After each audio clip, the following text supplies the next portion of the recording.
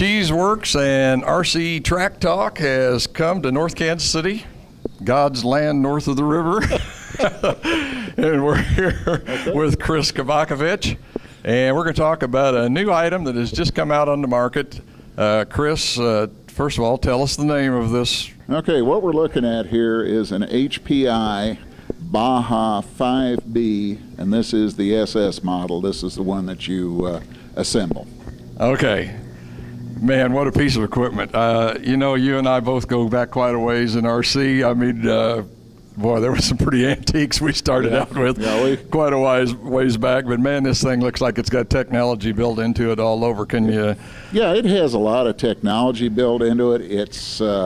But it's a very basic vehicle with some technology applied to make it work better in the current times. Everything about this is all built, it's all purpose built to go on this car. It's not something that's that we cabbaged parts off of this one and parts off of this one and said, well, let's put that on a big one and see how it does. Everything that's here is designed to be here. So they started out with a complete new design. You know, I really do like it when they do that, like what you're saying, rather than trying to butcher up a couple others and take a part off of this. But to start fresh and to come up with something like this. Let's talk about the powerhouse on this. What's making this thing move? This is a 26cc Weed Eater style engine. It's two-stroke, nothing real super high performance, but 26 cc's pushing this size of a vehicle is the power is good, as you've probably seen on the on the little bit of motion stuff that we did. There's lots of horsepower there. Okay, when I started thinking about this, one of the very first things, in fact, on the way down here, I thought, man, if I was turn marshaling on these guys, what does this weigh? Yeah, this weighs 21 pounds, and we do race this as a weekly racing class at Timberline Raceway down in Osawatomie, Kansas. And these things, we have to be real careful with them. Most of the guys that own these cars are older guys. They're more experienced guys. They're people, and when they come down to Timberline, during the drivers' meeting, the Baja guys get a little extra talk that involves that no race, winning a race is not worth hurting a person. Running over a person. Exactly. So I think all as drivers, I think we're real conscious about that. We've had a couple of people hit. I actually got hit by one, had my legs taken out from under me while I was running a camera taking pictures of them.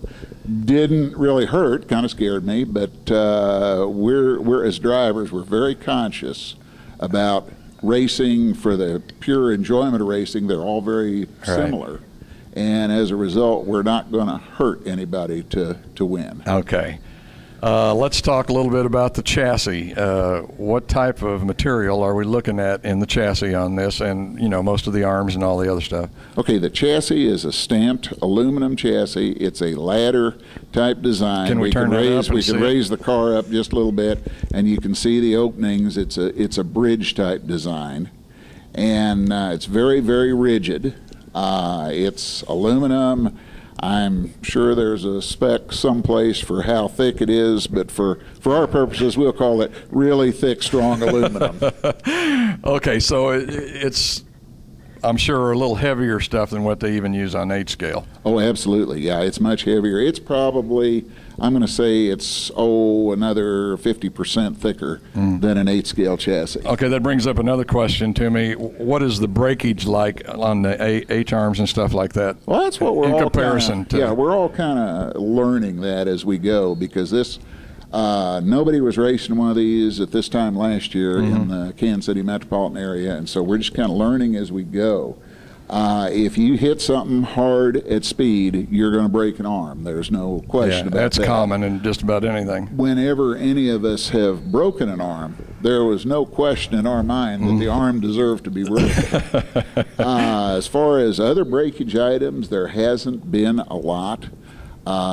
Some of us, when we first built them, made a few construction errors, and of course it was quick to point out that wasn't right, and maybe But the only other issues we've had with them, and I've talked to HPI about this, is the wheels.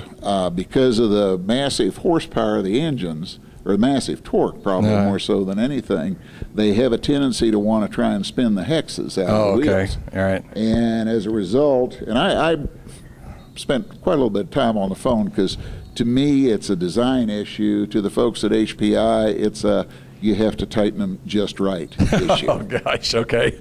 So a torque wrench was supposed to be in the kit, but they didn't put it in. The torque wrench wasn't even mentioned. In fact, I even asked, can you give me an inch-pounds setting for it? I was like, well, no, we just don't want, you don't want to get too tight, but you want to get tight enough that it won't fall off.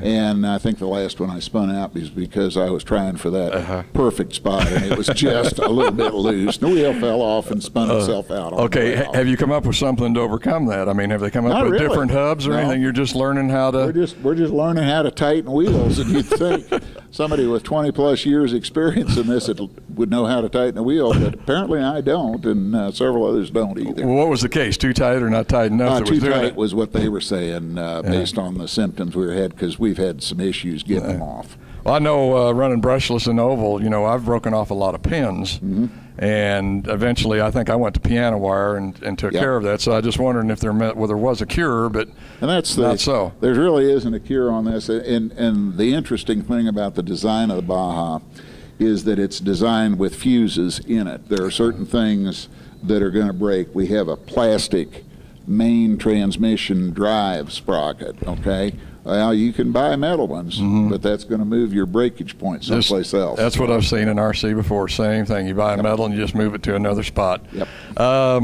What about the shocks on this? What can we say about that? I think the best way I can describe the shocks is they're really big, and they take a lot of fluid. I was going to say that looks like a half a bottle of oil. HPI recommends that you use petroleum-based oil. Most of us are using that. I've tried silicone. I really couldn't tell any difference, but I just sort of, the book says to use petroleum-based, so that's what I've been using. Okay. What's your overall recommendation? I mean, I know you race these and you must like them. And it's kind of a stupid question to ask, but if somebody's out there, in Heartland, and then they're looking at them and they're thinking about it, what's the overall recommend? Do you recommend it or don't you? Oh, absolutely. I recommend it. I think that they are, if you're going to race them, you need to have some experience with you, because I think the experience will help you. You're not learning car control at the same time on the racetrack. A lot of people buy these and they never see racetracks. But we did take the approach that we were going to race them. So I think probably they don't require a lot of modification. It's been kind of interesting. One or the other of 3 or 4 of us has bought just about every possible accessory for the cars, and some of it's proved not necessary. We did build one car that was totally stock, and it's proven to be just as reliable as some of the ones that had $300-400 worth of stuff on them. Well, that's really good for HPI. I mean, that gives them a good name. I mean, plus, as far as I'm concerned, HPI's had a pretty good name in RC over the years, so you'd kind of expect that from them. And, engineering is just coming along more and more, it seems like, all the time. And the technical aspects of all RC equipment has just stepped up. And, gee, it just looks like a really great piece of equipment, Chris. It is the most fun. It's my favorite class to race. And I've raced just about everything at one time or another here in the Kansas City area. But it is my favorite vehicle. So that last week they just announced a core style championship off-road racing style truck body. And it's a totally separate car that they're going to be bringing out that supposedly they're going to release sometime in October, that has more or less of a full body on it. Okay, I think we're getting down close to time. Is there just anything that you feel like needs to be said about it before we close? If you have any questions, if you're interested, we race them every week at Timberline Raceway. Come out. As long as you have some driving experience on track, most of us will give you a shot at running our cars and let you see what kind of enjoyment we're getting out of these. Okay, that's Chris Kabakovich, and he's going to kind of be our new item on the market man, since he writes these great articles for Heartland. But Chris, I appreciate you giving your time and showing this car to us. And folks, I think that's just about going to do it for RC Track Talk.